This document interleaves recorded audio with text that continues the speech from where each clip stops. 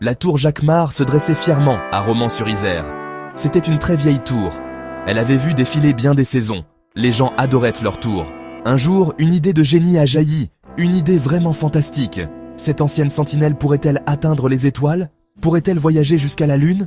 La vieille tour était sur le point de s'embarquer pour son aventure la plus incroyable. Un voyage dépassant toutes les imaginations. De puissants moteurs de fusée, miracles de la technologie moderne, furent fixés à sa base. Ces moteurs étaient énormes. Ils promettaient une poussée incroyable.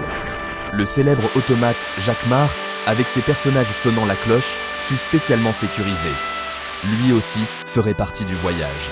Cela donna à la tour une silhouette complètement nouvelle. Elle ne se contentait plus de pointer vers les cieux. Elle semblait prête à les transpercer. Finalement, la métamorphose fut achevée. La tour Jacquemart n'était plus seulement un monument historique. C'était un magnifique vaisseau spatial. Elle scintillait sous le soleil de France, tel un phare d'espoir et d'audace. Sa forme familière était maintenant rehaussée par la promesse d'un voyage cosmique. Décollage vers les étoiles et au-delà. Elle grimpa régulièrement, luttant contre la gravité terrestre.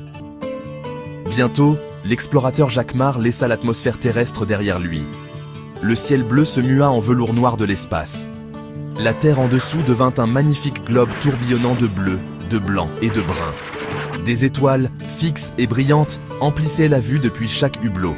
Les astronautes découvrirent la sensation d'apesanteur. Outi et Anka flottaient doucement s'ils n'étaient pas attachés.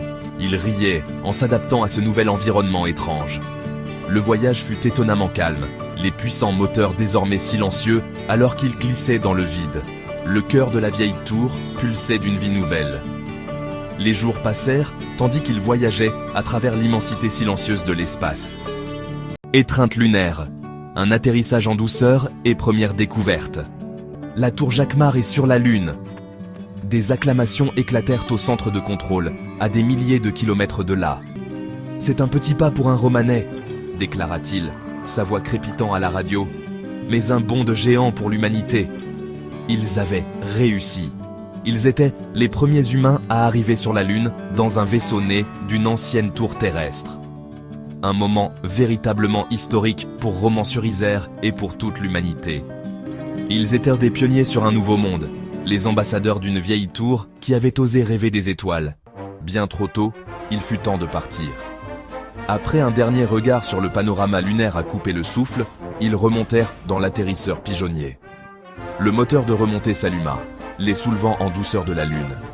Ils rejoignirent l'explorateur Jacquemart en orbite, s'amarrant parfaitement. Le voyage de retour commença. Ce fut un moment de réflexion, de contemplation de la Lune qui s'éloignait et de la Terre qui se rapprochait.